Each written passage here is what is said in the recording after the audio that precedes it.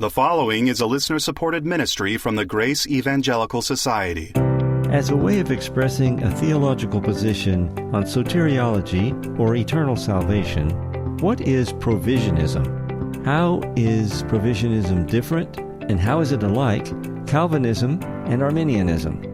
On the next two episodes, we're going to be talking about this, so I hope that you will stay tuned.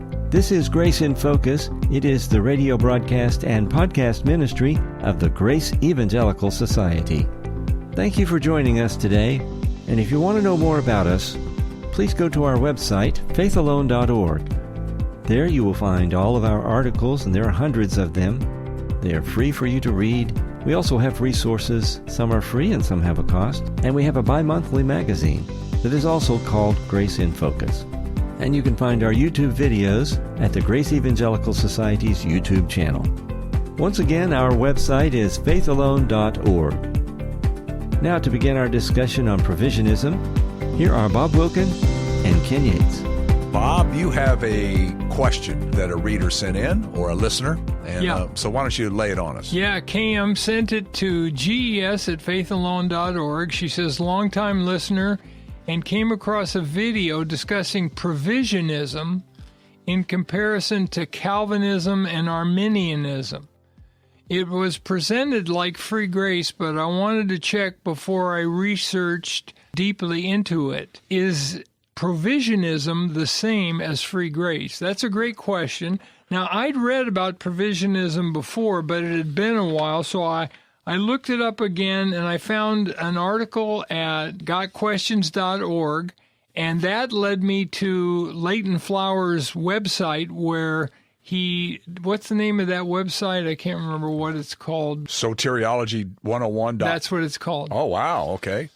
So the website is soteriology101.com. And on this website, Leighton Flowers, who runs it, he gives his own TULIP for provisionism. It's called Provide, right? Provide. And Provide. And what you see in it is it shares some characteristics with Calvinism, but it shares some characteristics with Armenianism. Mm-hmm. And the question that is asked here is it free grace? When you read about how it departs from Calvinism, you might get a little excited about it.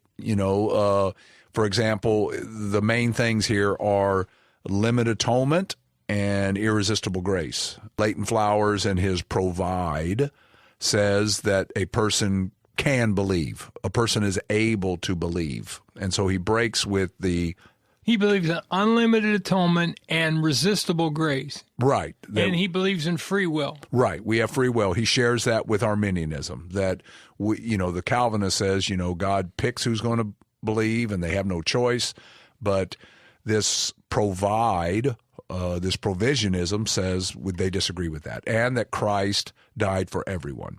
And so that's encouraging. We could talk about the different, what each letter represents. The P, he says, in Provide, means that people sin, which separate all from fellowship with God, and then therefore God needed to do something about it. The R in Provide is responsible.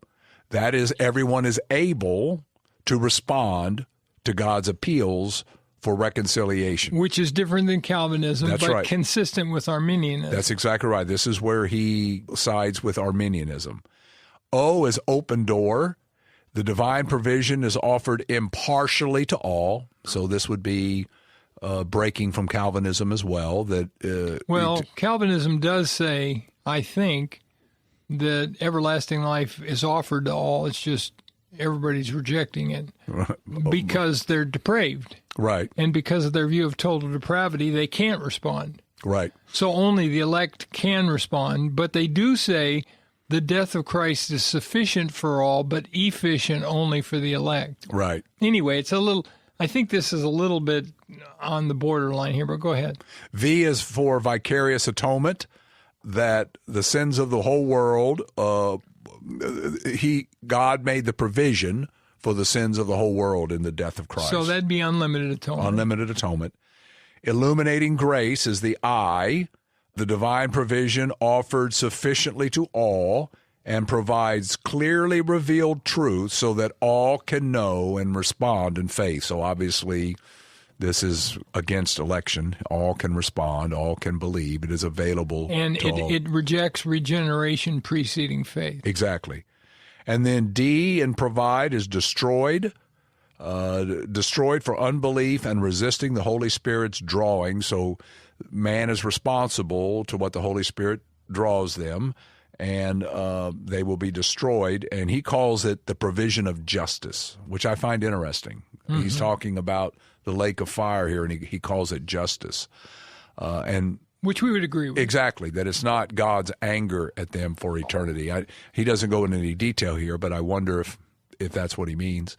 And then E, eternal security, the divine provision that is everlasting for all, now here's a little thing, true believers. Right, and we're going to get into that more. We're probably going to spend at least one more show on this because it's kind of a complicated system, and the question that's being asked is a good one and deserves attention. Did you know that the Grace Evangelical Society offers an MDiv degree through our online seminary? And tuition is free to those who maintain a 3.0 grade average.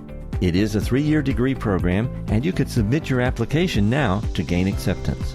Then stay apprised of our registration periods for upcoming semester terms. Program and application details can be found at gesseminary.org. Have a look at our MDiv degree. Become an approved workman. Find out how. gesseminary.org.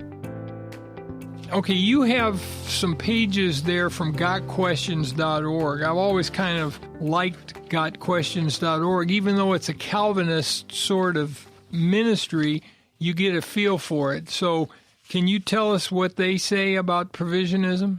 Yeah, gotquestions.org deals with this provisionism. And it says, in broad terms, someone who holds to provisionism, as we mentioned, holds a generally Armenian view of free will and salvation. But they differ from Armenianism in that they teach eternal security.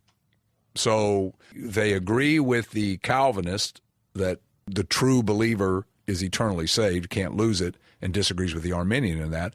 But they agree with the Armenian that we have free will, whereas the and we're capable of responding. Exactly. Anybody can respond to the drawing of the Holy Spirit. And by the way, as we're going to see next time, their view of eternal security is much like the Calvinist, that it's much like the perseverance of the saints. Yes. That the true believer does persevere. Yes. And so that is not Armenian, that is Calvinist. Right. And that is not free grace either. Right. And that's where the confusion is. You read this and at that first thing, like, well, anyone can respond, and you think, okay, this is close to free grace, but we're going to see in the next one, as Bob says, that that's not the case. There are parts of it that are close, but there are parts of it that are far away. Right. And so he says, whoever answered this part on gotquestions.org, the clearest differences between provisionist doctrine and classical Reformed theology are in their concept of total depravity and limited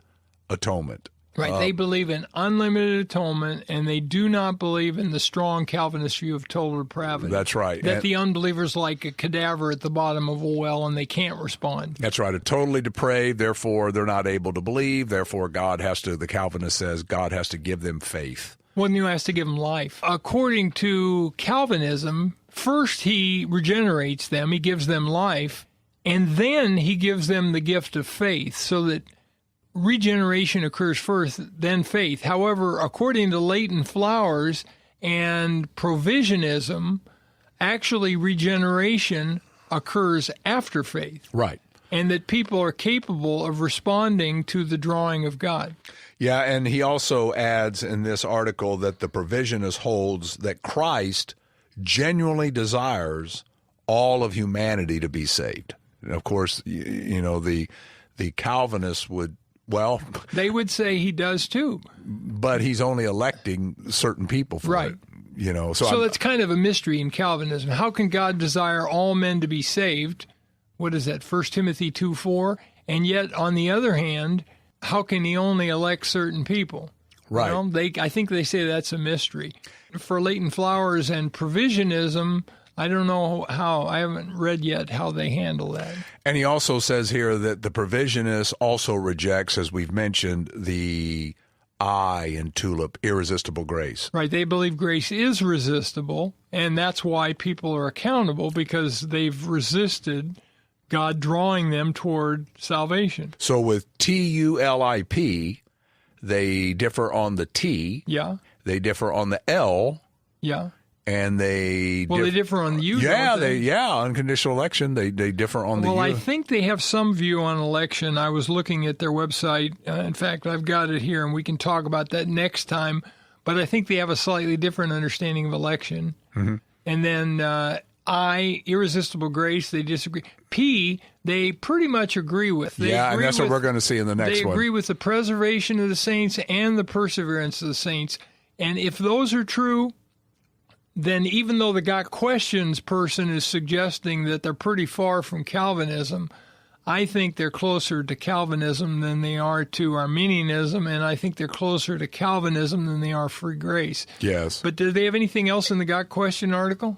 Well, they say that his opinion, whoever wrote this article, is Provisionism is generally agreeable with salvation that is held by most Southern and Independent Baptists. Right.